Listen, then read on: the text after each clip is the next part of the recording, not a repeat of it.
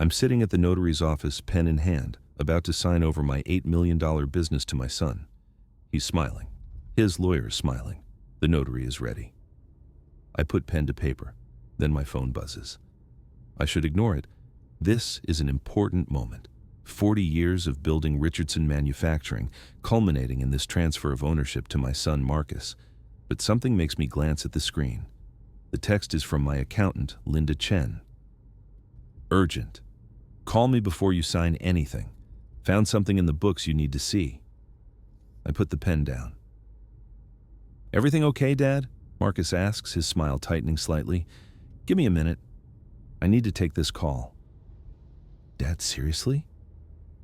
We've been planning this for months. Everyone's schedule's aligned for today. Can't it wait 20 minutes? No, I say, standing up. It can't. Let me back up and explain how I got here. My name is Robert Richardson. I'm 65 years old, and I built Richardson Manufacturing from nothing. We make precision metal components for aerospace and medical device companies. Started in a garage in 1984, now we employ 230 people and generate $45 million in annual revenue. The business is worth approximately $8 million if sold, but it's worth far more as a going concern. I have one son, Marcus, age 38. He has an MBA from a good school, 10 years of management experience, and has worked in my company for the past 5 years as VP of Operations. By all accounts, he's competent, capable, and ready to take over.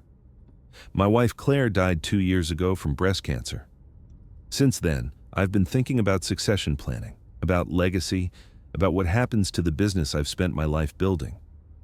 Marcus has been pushing for me to retire, to enjoy my golden years, to let him take the reins. 3 months ago, I agreed. We hired lawyers, accountants, and business advisors to structure the transfer. We're doing it as a gift rather than a sale to minimize tax implications. I'm signing over ownership of the company to Marcus, retaining only a small advisory role and a modest pension from the business. Today was supposed to be the culmination of all that planning. Sign the papers, shake hands, maybe shed a tear, and then go out for a celebratory dinner where I officially pass the torch to the next generation. But Linda's text has changed everything. I step into the hallway and call her back immediately. Linda, what's wrong?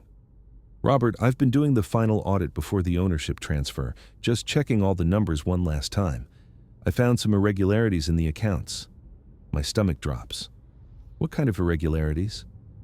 Money moving between company accounts and personal accounts, specifically Marcus's personal accounts, about $340,000 over the past 18 months. That's impossible. All major transactions require dual authorization, mine and his. I know, but these weren't major transactions. They were dozens of small transfers, each under $10,000, which is below the threshold that triggers automatic review. They're coded as management expense reimbursements and consulting fees paid to MR Consulting LLC. MR Consulting? What the hell is that? It's a shell company registered in Delaware 3 years ago. Sole owner, Marcus Richardson. I lean against the wall, my hand shaking. He's been stealing from the company. It's more sophisticated than stealing. He's been paying himself consulting fees through a company he owns, essentially giving himself a second salary without your knowledge or approval. The amounts were small enough to avoid triggering automatic reviews, but over 18 months, they add up to a significant sum. Why didn't this show up before? Because I wasn't looking for it. The transactions are coded properly, they're below the review threshold, and they're spread across different budget categories. I only noticed because I was doing a comprehensive audit for the ownership transfer. Robert, if you sign those papers today, Marcus will have full control of the company accounts. There will be nothing stopping him from doing this on a much larger scale. I close my eyes, feeling 40 years of trust crumbling. Are you sure about this? I've triple-checked. I can send you the documentation right now if you want to see it before you make any decisions. Send it. 30 seconds later, my phone pings with an email containing a detailed spreadsheet. I scroll through it quickly. Dates, amounts, account numbers, all meticulously documented. My son has been systematically siphoning money from my company for a year and a half. I walk back into the notary's office. Everyone looks up expectantly. I need to reschedule, I say calmly. What? Marcus stands up, his face flushing. Dad, you can't be serious. We have everyone here. The papers are ready. What could possibly? I said I need to reschedule. Something has come up that requires my attention. His lawyer, a sharp-dressed man named Gregory Walsh, speaks up. Mr. Richardson, with all due respect, we've been planning this transition for 3 months. All parties have cleared their schedules. The documents are prepared and reviewed. What could possibly be urgent enough to derail this process? That's between me and my accountant. We'll reschedule for next week. Next week I'm in Chicago for a conference, Marcus says, his voice tight with barely controlled anger. This took months to coordinate. If we don't do it today, it could be another 3 months before everyone's available again. Then it'll be 3 months. I gather my things and walk toward the door. Marcus follows me out into the parking lot, his friendly facade completely gone. What the hell's going on, Dad? I told you. Something came up. Bullshit. You were ready to sign. What changed in the 5 minutes you were on the phone? That's my business, Marcus. Your business? It's our business, or it's supposed to be. You promised me you were ready to retire, ready to pass this on. Was that all just lies? I turned to face him, studying his face. The same face I saw taking first steps, graduating high school, getting married. When did he become someone I don't recognize? Tell me about MR Consulting, Marcus. The change in his expression is instant. Confusion, then recognition, then panic, quickly masked by false confusion. What? I don't know what you're talking about. MR Consulting LLC, registered in Delaware 3 years ago. Sole owner, you. The company that's been receiving consulting fees from Richardson Manufacturing for the past 18 months. Ring any bells? He's quiet for a long moment. Then, that's just a side business. Completely legitimate. A side business that my company has paid $340,000 to without my knowledge or authorization? Dad, I can explain. I'm sure you can. But I'm not interested in explanations right now. I'm interested in documentation. I want a full accounting of every dollar that's gone to MR Consulting, what services were provided in exchange, and why you never mentioned that you were essentially paying yourself twice. It's not like that. Those were legitimate consulting fees for work I did beyond my normal duties. Consulting fees require approval from the CEO. That's me. Did you get my approval? You're always so busy. I didn't want to bother you with minor administrative stuff. $340,000 is not minor administrative stuff, Marcus. Compared to $45 million in annual revenue? Yes, it is. Dad, you're making a big deal out of nothing. If it's nothing, why did you hide it? Why create a shell company? Why structure the payments to stay below the review threshold? Why not just ask me for a raise like a normal person? He doesn't have an answer for that. Or rather, he has an answer but knows it will sound bad, because he knew I'd say no, so he took it anyway. I'm going home, I tell him. Don't contact me until I reach out to you. And Marcus, don't touch any company accounts. As of right now, I'm freezing all transactions that don't have my explicit written approval. You can't do that. I'm VP of Operations. I'm still CEO and majority owner. Yes, I can, and I am. I drive home in a daze, my hands shaking on the steering wheel. My son, my only child. The boy I raised, educated, brought into my business, he's been stealing from me. Not stealing, I correct myself. Embezzling. There's a difference. Stealing is taking money that doesn't belong to you. Embezzling is betraying trust while taking money that doesn't belong to you. At home, I pour myself a whiskey, something I rarely do before 5 p.m., and sit in my study staring at the spreadsheet Linda sent. The numbers don't lie. Small transfers, carefully structured, systematically executed over 18 months. This wasn't a momentary lapse of judgment. This was premeditated, ongoing financial fraud. My phone rings. Marcus, I don't answer. He calls again and again. On the 4th call, I pick up. Dad, please, we need to talk about this. I know how it looks, but if you'd just let me explain. Did you think I wouldn't find out? What? Did you think you could keep doing this after I signed the company over to you? Take even more? Or did you think that once you owned the company, it wouldn't matter because it would all be yours anyway? Silence. Then, quietly, It would have been mine eventually anyway. You were going to give it to me. I needed some of it sooner. You needed $340,000 sooner. Dad, do you have any idea how expensive life is? I have a mortgage, car payments, kids in private school, a country club membership, all of which you can afford on your $180,000 salary. Barely. And that's not even considering saving for retirement or college funds for the kids or... So your solution was to steal from the company you were about to inherit? I wasn't stealing. I was taking an advance on my inheritance. It's going to be mine anyway. What difference does it make if I access some of it now? I'm speechless. The audacity, the entitlement, the complete lack of understanding of what he's done. Marcus, you embezzled $340,000 from a company you don't own. That's a felony. Multiple felonies, actually, given how many transactions were involved. You wouldn't prosecute your own son. A week ago, I wouldn't have thought my own son would embezzle from me. Turns out I don't know you as well as I thought. Dad, please. I made a mistake. I'll pay it back. We can figure this out. Don't throw away our relationship over money. I'm not throwing away our relationship over money. You already did that when you decided stealing from me was acceptable.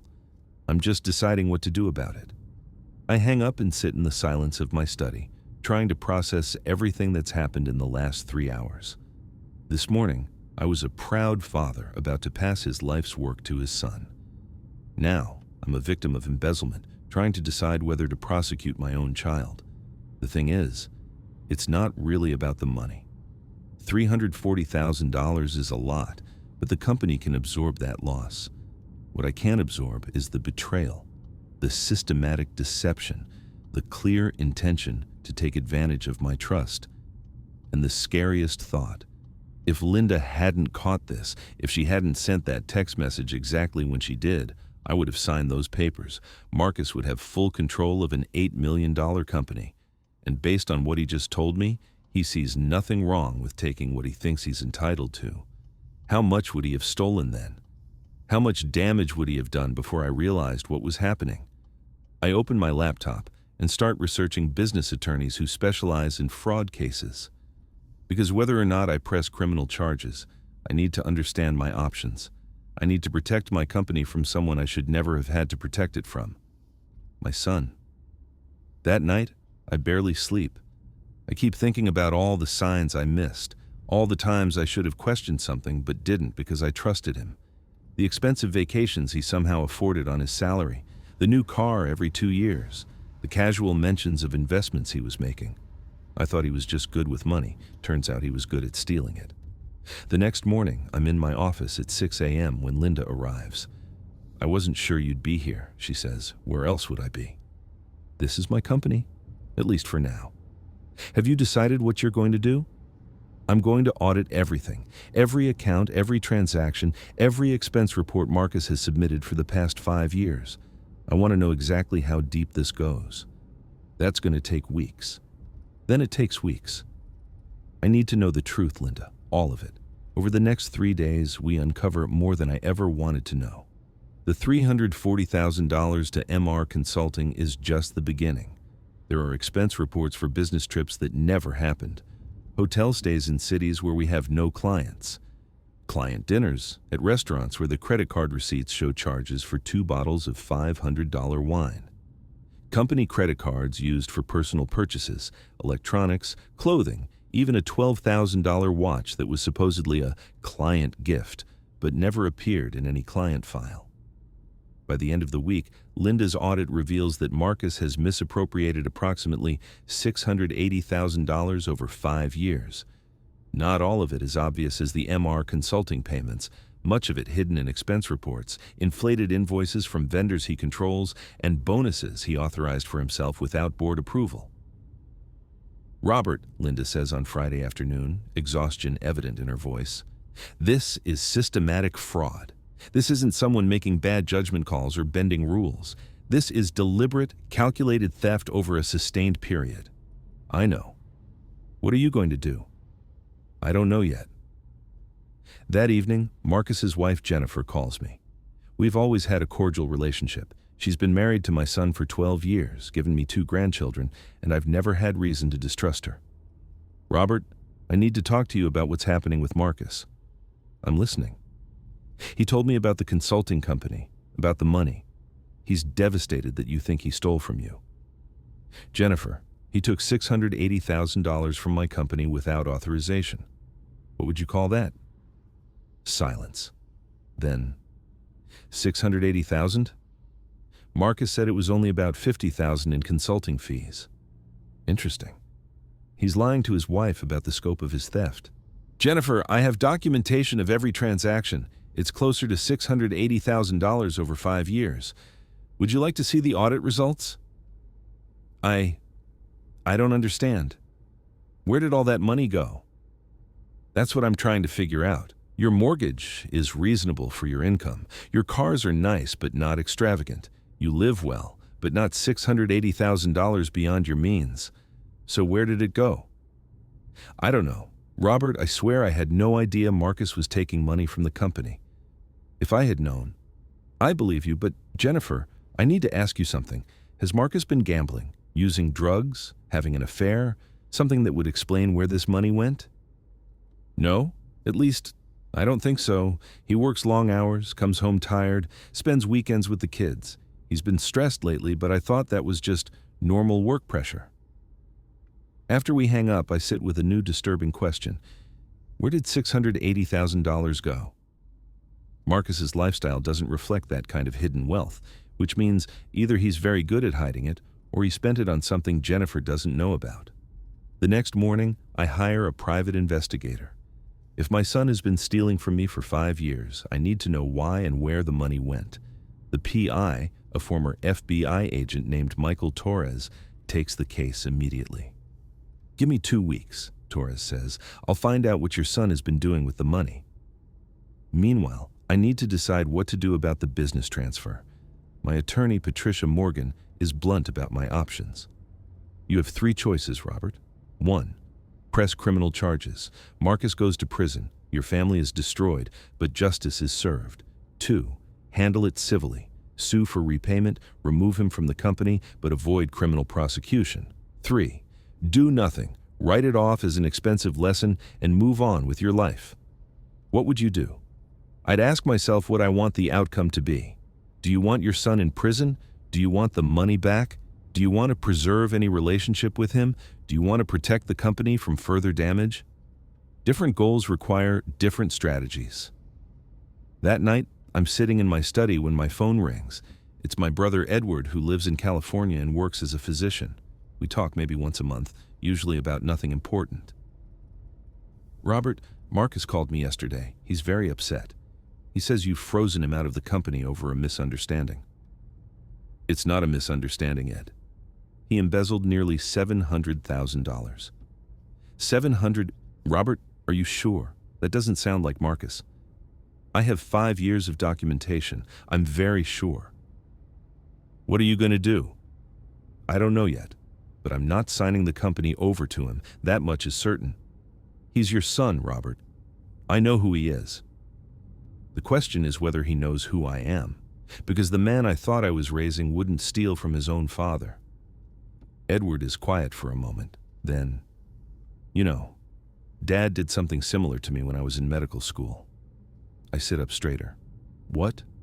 I never told you because I was embarrassed, but in my 3rd year of med school, I was broke and desperate. I forged Dad's signature on a check for $5,000. He found out, confronted me, and made me work off the debt doing maintenance on his rental properties, every weekend for a year. It was humiliating and exhausting, but it taught me something about consequences. I had no idea. Dad never pressed charges, never told anyone, but he made damn sure I understood that stealing from family was unacceptable, and that if I wanted money, I needed to earn it honestly. Maybe Marcus needs a similar lesson. After we hang up, I think about what Edward said. My father, who died 10 years ago, had dealt with something similar and found a way to teach the lesson without destroying the relationship. But $5,000 and $680,000 are very different scales. And Marcus isn't a desperate medical student. He's a 38-year-old executive who should know better. 2 weeks after the aborted notary meeting, Michael Torres calls with his report. "Mr. Richardson, I found where your son's money went. Tell me, cryptocurrency. Specifically, high-risk crypto investments and NFT purchases. He's been putting money into various digital currencies and digital art, hoping to strike it rich. Most of it has lost value dramatically. I estimate he's probably lost about $400,000 of the $680,000 he took." I'm stunned. He gambled it away on cryptocurrency? Not gambling exactly. He believed he was investing. But yes, essentially he took your money and put it into extremely speculative digital assets, some of which no longer exist. And the other $280,000? Lifestyle inflation, better cars, nicer vacations, expensive restaurants. He wanted to live like someone making $400,000 a year while actually making $180,000.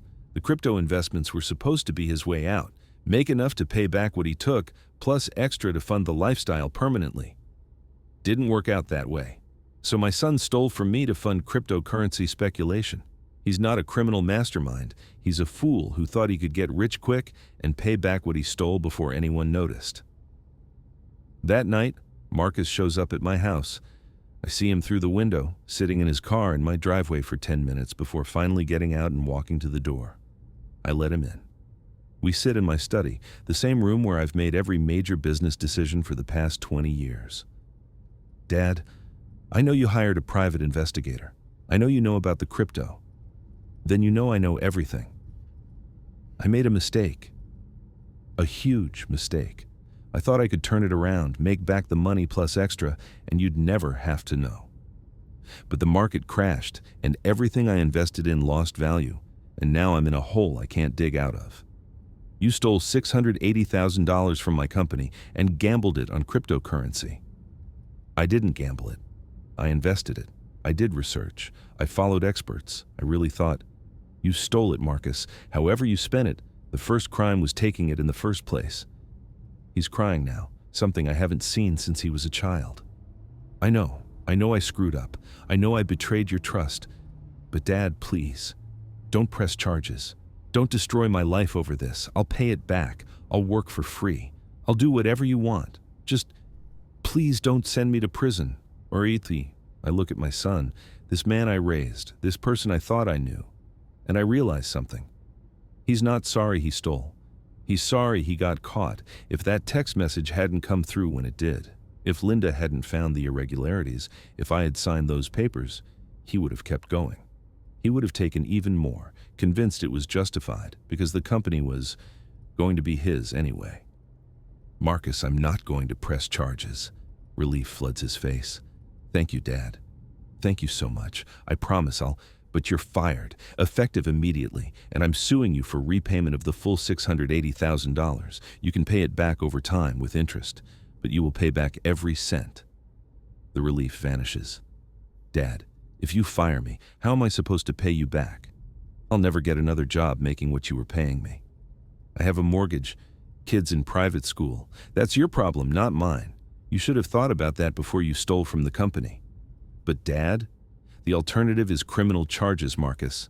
Embezzlement, fraud, theft, multiple felonies that would send you to prison for years and leave you with a criminal record that would prevent you from ever working in business again.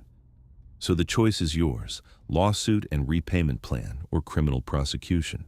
You have 24 hours to decide." He leaves my house looking like a man who's just watched his entire future collapse. And maybe he has. But that future was built on stolen money and broken trust. It needed to collapse. The next morning, I'm back at the notary's office. But this time, I'm not signing over my company. I'm signing new corporate documents that restructure ownership, remove Marcus from all positions of authority, and establish oversight mechanisms to prevent future fraud.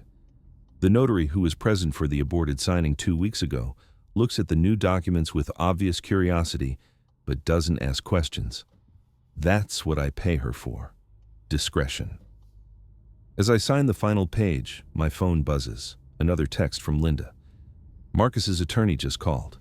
He's accepting the civil suit option, won't fight the termination or the repayment demand. I text back, good. Draw up the settlement agreement. I want it ironclad. Walking out of the notary's office, I think about how close I came to losing everything. 5 more seconds and I would have signed. 5 more seconds and Marcus would have had complete control of a company he'd already been stealing from. Thank you, Linda Chen, for sending that text exactly when you did. Thank you, universe, for giving me 5 seconds to read it before making the biggest mistake of my life. And thank you, Marcus, for teaching me that trust must be earned, not given automatically just because someone shares your DNA. The company I spent 40 years building is safe. My legacy is intact. And my son is learning the most expensive lesson of his life. Sometimes the difference between disaster and salvation is one text message at exactly the right moment. 3 months after firing Marcus, I'm sitting in my office when Patricia Morgan calls with news that makes my blood boil. Robert, Marcus filed for bankruptcy. I grip the phone tighter. What? Chapter 7. He's claiming he has no assets and can't pay his debts, including the $680,000 judgment you have against him. That's impossible. He has a house, cars, retirement accounts, all of which he's claiming are exempt under bankruptcy protection. The house has a mortgage that exceeds its value. The cars are leased. His retirement accounts are protected by federal law. On paper, he looks broke. On paper. What about reality? Reality is that he transferred $85,000 to his wife's name 3 weeks before filing, paid off her car loan, put money into accounts solely in her name, and restructured their assets to minimize what creditors can claim. That's fraud. It's bankruptcy fraud, yes, but proving it is difficult and time-consuming. Marcus's attorney is very good at making these maneuvers look legitimate. I hang up and stare at the wall. My son didn't just steal from me. He's now gaming the legal system to avoid paying it back. The audacity is breathtaking. That afternoon, I call my own bankruptcy attorney, Raymond Foster, who specializes in creditor rights. Can he actually discharge my judgment in bankruptcy? I ask. Normally, yes, but debts obtained through fraud or embezzlement are non-dischargeable under Section 523 of the Bankruptcy Code. You'll need to file an adversary proceeding arguing that his debt to you was obtained through fraudulent conduct. How long will that take? 6 months to a year, and it's not guaranteed to succeed. You'll need to prove fraud, which means evidence, depositions, possibly a trial within the bankruptcy case. I have 5 years of documentation showing systematic embezzlement. Then you have a good case. But Robert, be prepared. This is going to get uglier before it gets better. The adversary proceeding begins 2 weeks later. Marcus's attorney, Gerald Hutchins, is a slick bankruptcy specialist who immediately goes on the offensive. In his response to my complaint, he argues that Marcus's conduct was unauthorized borrowing rather than embezzlement, that he fully intended to repay the funds, and that treating this as fraud would criminalize ordinary business disagreements between family members. The language makes me want to throw something. Unauthorized borrowing. As if taking $680,000 without permission is the same as borrowing $20 from a wallet. The first deposition happens in April. I'm questioned by Hutchins for 6 hours about the structure of the company, Marcus's compensation, whether I ever gave him permission to take money, and whether I might have forgotten authorizing various transactions. Mr. Richardson, isn't it possible that in the course of running a busy company, you simply lost track of some legitimate expenditures your son made? No. You're certain? Because my client maintains that every dollar he received was either authorized by you or was legitimate compensation for work performed. Your client is lying. That's a serious accusation. It's a serious crime he committed. Marcus's deposition is worse. He sits across from me and Patricia Morgan, looking nervous but coached, and spins a story about how he believed everything he did was authorized. My father was very busy, Marcus says carefully. He often told me to handle things and use my judgment. I interpreted that as authorization to pay myself for additional work I was doing beyond my normal duties. Did your father ever explicitly authorize payments to MR Consulting? Patricia asks. Not explicitly. But he knew I had outside consulting work. He never objected. Because he didn't know you were paying yourself with company funds. I disagree with that characterization. Did you tell your father about MR consulting? I don't recall specifically mentioning it. Did you tell him you were paying yourself an additional $340,000 over 18 months? It wasn't an additional payment. It was compensation for additional work. Work you were already being paid $180,000 a year to do? I was doing far more than my job description required. I watch my son lie under oath and wonder who he learned this from. Not from me, not from his mother. Where did this person come from? 5 months into the bankruptcy proceeding, something unexpected happens. Jennifer, Marcus's wife, calls me. Robert, I need to talk to you, in person, without Marcus knowing. We meet at a coffee shop 40 miles from town, somewhere neither of us is likely to be recognized. I'm leaving him, Jennifer says without preamble. I'm stunned. What? I can't do this anymore. The lying, the legal battles, the financial disaster, but more than that, I can't stay married to someone who stole from his own father and feels no remorse. Does Marcus know? Not yet. I'm meeting with a divorce attorney next week, but Robert, I'm telling you this because I have information you need. She pulls out a folder and slides it across the table. What is this? Bank statements for an account Marcus opened in his mother's name before she died. He's been using it to hide money from the bankruptcy. There's about $140,000 in there. I stare at the documents. His mother died 4 years ago. I know. He opened the account 6 months before she died, put money into it that he said was for her medical care, but she never knew about it. After she died, he just kept the account active and has been using it as a personal slush fund. Why are you giving this to me? Because I have 2 children who need to understand that actions have consequences. Because I watched my father-in-law work for 40 years to build something meaningful, and I watched my husband steal from it without guilt. And because I'm done being complicit through my silence. This could send him to prison. I know, but maybe he needs to go to prison. Maybe that's the only way he learns. I take the folder and study the documents, regular deposits matching dates when money disappeared from the company, withdrawals for personal expenses, a paper trail that Marcus thought was hidden but is actually detailed evidence of fraud. Thank you, Jennifer. Don't thank me. Just make sure my kids understand that their father's problems are his own fault, not yours. The next day, I give the documents to Patricia Morgan and Raymond Foster. Their reaction is immediate and emphatic. This changes everything, Raymond says. He's been hiding assets during bankruptcy proceedings. That's bankruptcy fraud, which is a federal crime. We can get his entire bankruptcy case dismissed and potentially have him criminally prosecuted. What happens then? Your judgment survives. He owes you $680,000 plus interest, and he can't escape it through bankruptcy.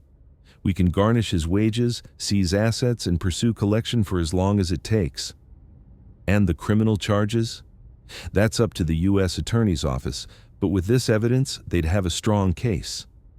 2 weeks later, we file an emergency motion to dismiss Marcus's bankruptcy case based on fraud. We include the bank statements Jennifer provided, along with analysis showing how the hidden account was funded with embezzled money. Marcus's response is panicked. He files multiple motions trying to block the evidence, claiming it was obtained illegally, that it violates his privacy rights, that Jennifer had no authority to access the documents. The bankruptcy judge, a no-nonsense woman named Helen Torres, shuts down every argument. Mr. Hutchins, your client filed for bankruptcy claiming he had no assets and couldn't pay his debts.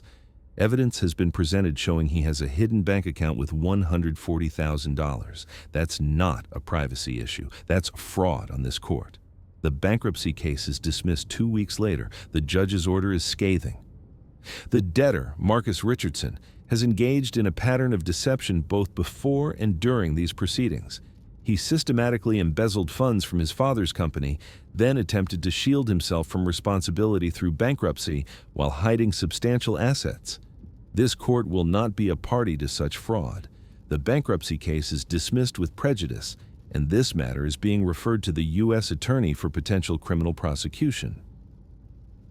When I get the news, I feel no joy, just exhaustion and sadness. This is my son, the baby I held, the boy I coached in Little League. The young man I was so proud of when he graduated college, and now he's facing federal criminal charges. That evening, Marcus shows up at my house. He looks terrible. Unshaven, eyes red, clothes wrinkled. "Dad, please. You've won. The bankruptcy is dismissed. I owe you the money. Can't that be enough?" "It's not up to me anymore, Marcus. You committed bankruptcy fraud. The court referred it to federal prosecutors. But you could tell them you don't want to press charges. This isn't a matter of me pressing charges. You lied to a federal bankruptcy court. That's a crime against the justice system, not just against me. So you're just going to let them prosecute me? Let me go to prison? I'm going to let the legal system work. You made choices, Marcus. Now you face consequences. What about your grandchildren, Emma and Jacob? They're going to grow up with a father in prison because their grandfather couldn't forgive a mistake. Don't you dare use my grandchildren as emotional blackmail. You stole from me, lied about it, tried to avoid paying it back through fraudulent bankruptcy, and hid assets while claiming poverty. Those aren't mistakes. That's a pattern of criminal behavior. I'm your son. Then act like it. Take responsibility. Stop lying. Stop hiding. Stop trying to game every system to avoid consequences. Be a man and face what you've done." He leaves without another word. 3 days later, Jennifer files for divorce. The local newspaper runs a story about the bankruptcy fraud case. Marcus's name is all over it. The U.S. Attorney's Office takes 3 months to decide whether to prosecute. During that time, Marcus tries everything to avoid charges. He hires a crisis management firm to spin the story in the media. He reaches out to every connection he has, asking for character references. He even gets his minister to call the prosecutor's office, asking for mercy. None of it works. The indictment comes down in September. 1 count of bankruptcy fraud, 2 counts of concealing assets, and 3 counts of making false statements under oath. Each charge carries up to 5 years in prison. Marcus's criminal trial is scheduled for January. His attorney tries to negotiate a plea deal, but the prosecutor isn't interested in anything less than prison time. Your client stole from his father, lied repeatedly under oath, and tried to defraud the bankruptcy court, the prosecutor tells Marcus's attorney. We're not offering a slap on the wrist. Meanwhile, my company is moving forward without him. I've promoted Sarah Chen, Linda's daughter and our CFO, to the chief operating officer position Marcus once held. She's brilliant, ethical, and has implemented new financial controls to prevent future fraud. The company is actually running better without him, Sarah tells me during a quarterly review. No offense to your son, but he was creating inefficiencies to hide his theft. Now that everything is transparent, we're more profitable and better organized. It's bittersweet vindication. My company is thriving, but it cost me my relationship with my son. In November, 2 months before Marcus's trial, something unexpected happens. My brother Edward calls from California. "Robert, I've been thinking about what you're going through.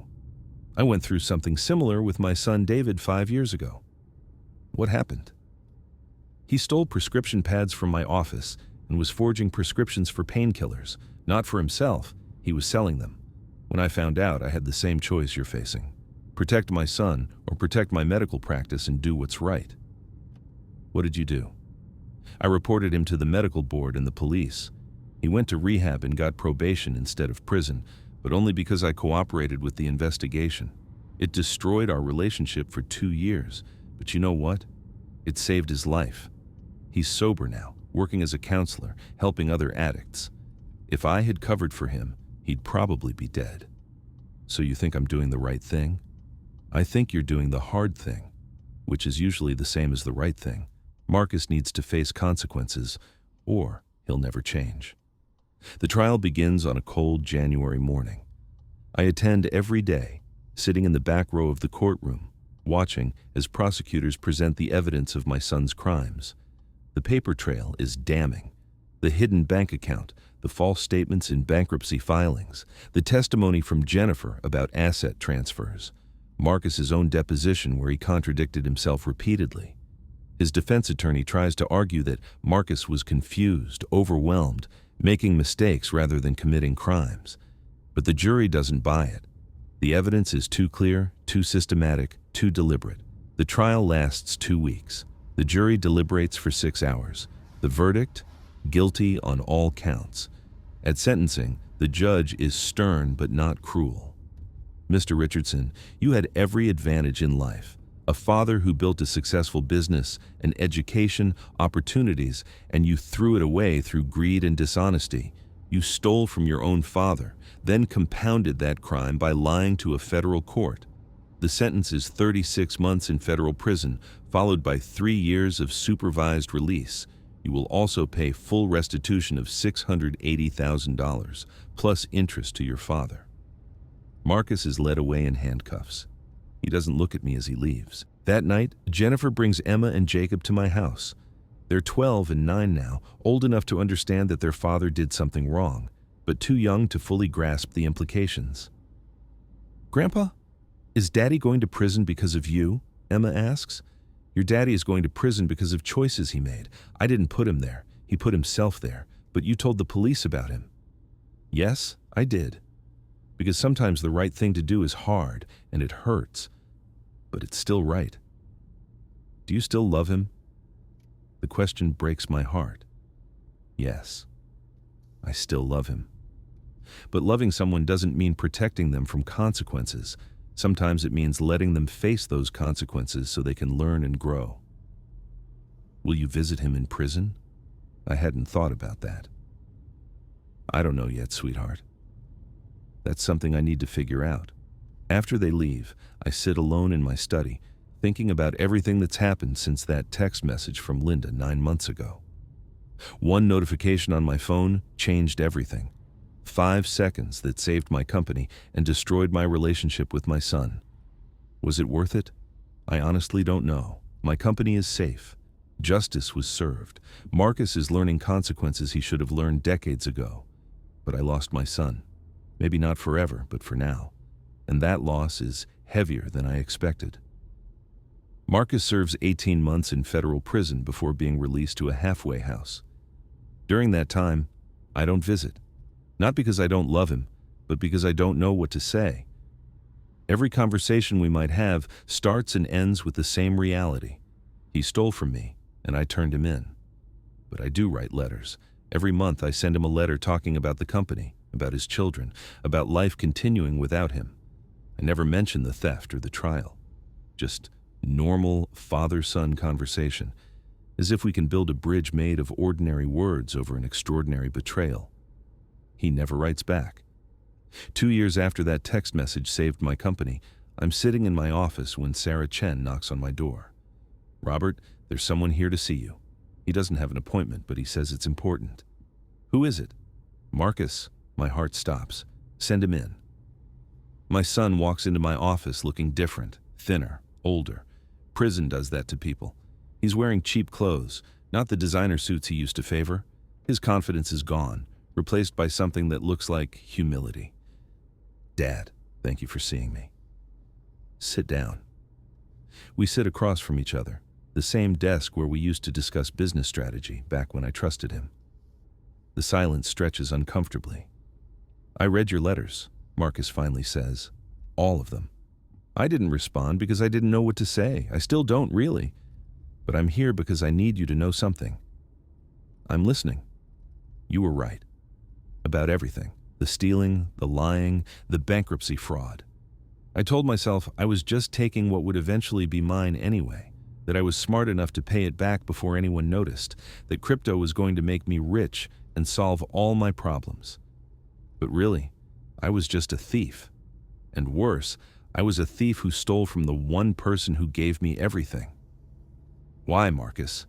That's what I've never understood. You had a good salary, a good life.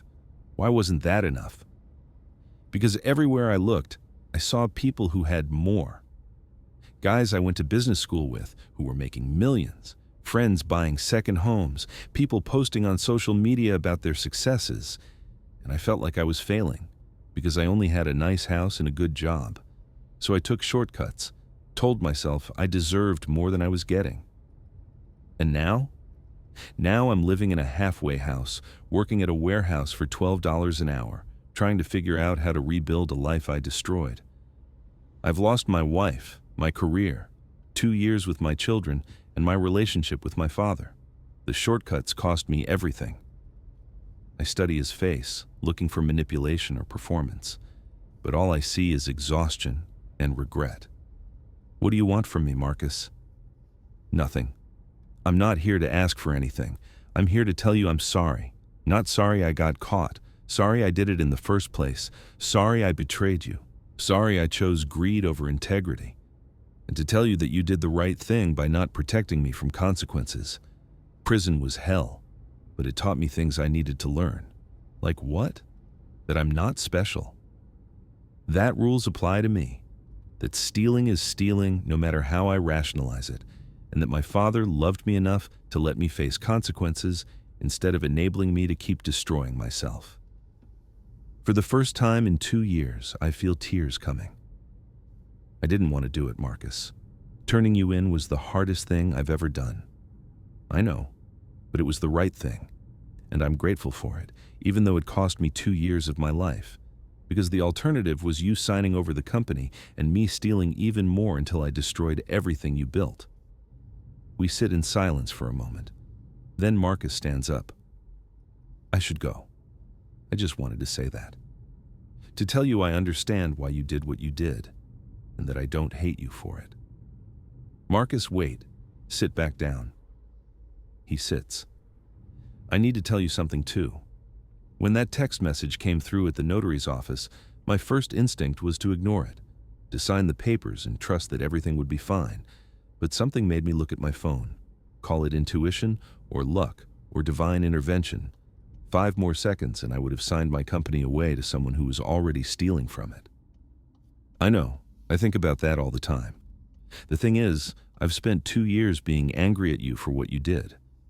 But I've also spent 2 years wondering what I did wrong as a father, how I raised someone who thought stealing was acceptable, whether I gave you too much or not enough, whether I failed you somehow. Dad, you didn't fail me. I failed myself. You taught me right from wrong. I just chose wrong anyway. Maybe. But I'm also realizing that I need to forgive you, not because you deserve it, but because carrying this anger is destroying me. So here's what I'm proposing. You work off your debt to me, not at warehouse wages, but by actually working. I have a position in quality control at the company. It pays $45,000 a year. You work there, you report to Sarah Chen, and every paycheck gets garnished until the $680,000 plus interest is paid off. It'll take you approximately 20 years. Marcus stares at me. You'd let me back in the company. Not in management, not in any position of authority or financial access, but yes, I'd give you a chance to earn back your debt through honest work.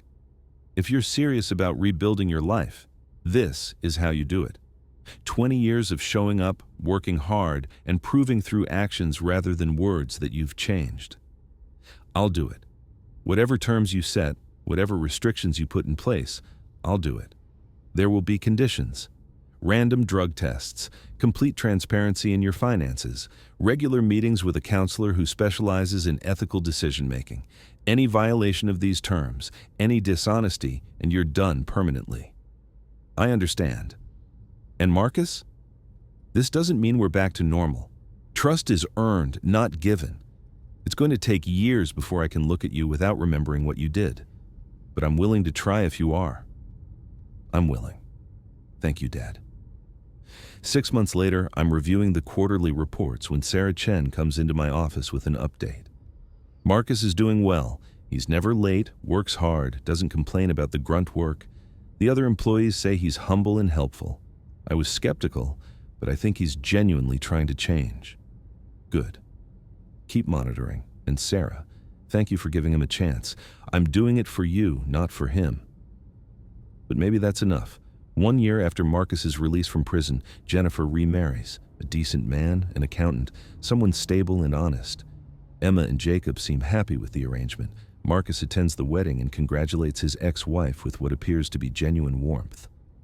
I'm happy for her, he tells me afterward. She deserves someone who won't destroy her life through stupidity and greed. That's mature of you. Prison gives you a lot of time to think about your mistakes. I have a list of about 300 of them. 2 years after that fateful text message, the company hits record revenue, $52 million. We're growing, thriving, and more profitable than ever. At the annual company meeting, I announce a profit-sharing bonus for all employees. Marcus, working in quality control, receives a check for $3,800. It's not much compared to what he used to make, but he looks at it like it's a winning lottery ticket. "I earned this," he tells me later. "Honestly, earned it. That feels better than any money I stole ever felt." 3 years after the text message, Emma graduates high school. Marcus attends, sitting in the back, applauding when his daughter receives her diploma. Afterward, Emma hugs him and thanks him for coming. "I know things have been hard, Dad. But I'm proud of you for trying to make things right. Watching my granddaughter forgive her father makes me realize something. Redemption is possible, but it's not quick or easy. It requires years of consistent effort, of showing up, of doing the right thing even when no one's watching." 5 years after the text message, I'm 70 years old and thinking about succession planning again. But this time, I'm doing it differently. I call a meeting with my attorney, Patricia Morgan, and my financial advisor. I want to create a trust for the company. When I die or retire, Sarah Chen becomes CEO. Marcus remains in his current position with no possibility of promotion to management. My grandchildren receive educational trusts, and the company itself stays intact as an operating business rather than being sold or divided. "What about Marcus's debt to you?" Patricia asks. "He's paid back about $180,000 so far. The remaining $500,000 plus interest gets forgiven upon my death. He's learned his lesson. I don't need my estate collecting from him for another 15 years. That evening, I call Marcus into my office after work. "I've made some decisions about the future of the company." He tenses. "Okay, you're not getting it. Sarah is, but your debt to me will be forgiven when I die, and you'll have job security for as long as you want it." He's quiet for a long moment. "That's more than fair, Dad. More than I deserve. Maybe. But it's what's right.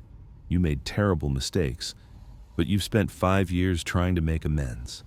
That counts for something. Can I ask you something? Do you forgive me? I'm working on it, some days more than others. But Marcus, I do love you, and I'm proud of the man you're becoming, even if I'm still angry at the man you were. That's enough for me." 7 years after that text message from Linda Chen saved my company, I'm 72 years old and officially retiring. At my retirement party, I stand at the podium looking at faces of employees who've worked with me for decades. 7 years ago, I almost made the biggest mistake of my life. I was seconds away from signing this company over to someone who wasn't ready for that responsibility. A text message stopped me just in time. It taught me that sometimes the universe protects us from our own bad decisions. I look at Marcus, standing in the back of the room. It also taught me that people can change. That mistakes don't have to define someone forever. That redemption is possible for those willing to work for it. My son made terrible choices, but he spent 7 years making better ones, and that's the legacy I want to leave. Not perfection, but the courage to keep trying. After the party, Marcus approaches me. "Thank you for the speech, Dad. I meant every word." "I know, and I want you to know something too. That text message from Linda, it didn't just save the company, it saved me. If you'd signed those papers, I would have kept stealing until I destroyed everything. Instead, I hit bottom, faced consequences, and had to rebuild. It was the worst and best thing that ever happened to me." As I drive home that night, I think about that moment at the notary's office 7 years ago. Pen in hand, papers ready, everyone smiling. And then my phone buzzing with a message that changed everything. 5 seconds that saved $8 million. 5 seconds that revealed a betrayal. 5 seconds that started a journey toward redemption. Sometimes the most important moments in life are measured not in years or months, but in the seconds it takes to read a text message and make a choice. I made the right choice. It cost me 2 years with my son, put him in prison, destroyed his marriage, and created years of pain for everyone involved. But it also saved my company, taught my son accountability, and eventually led to something resembling redemption. Was it worth it? I still don't know, but I do know this. If I could go back to that moment with pen in hand and phone buzzing, I'd make the same choice again. Because sometimes love means letting people face consequences. Sometimes protection means not protecting. And sometimes the hardest thing and the right thing are exactly the same thing. If you enjoyed this story about a father who chose justice over family loyalty and watched his son learn the hardest lessons through real consequences, smash that like button and subscribe for more stories where last-second decisions change everything. Drop a comment. What would you have done in that notary's office? Would you have ignored the text and trusted your son? Or would you have put down the pen and investigated? And if you've ever discovered a betrayal at the last possible second, share your story below. Sometimes 5 seconds is all it takes to save everything or lose everything. Hit that notification bell, because next time I'm sharing the story of the stepson who tried to gaslight his elderly stepfather into believing he had dementia until the old man revealed he'd been recording every conversation. You won't want to miss it. Thanks for watching Silent Vengeance, where quiet preparation meets loud justice. See you in the next story.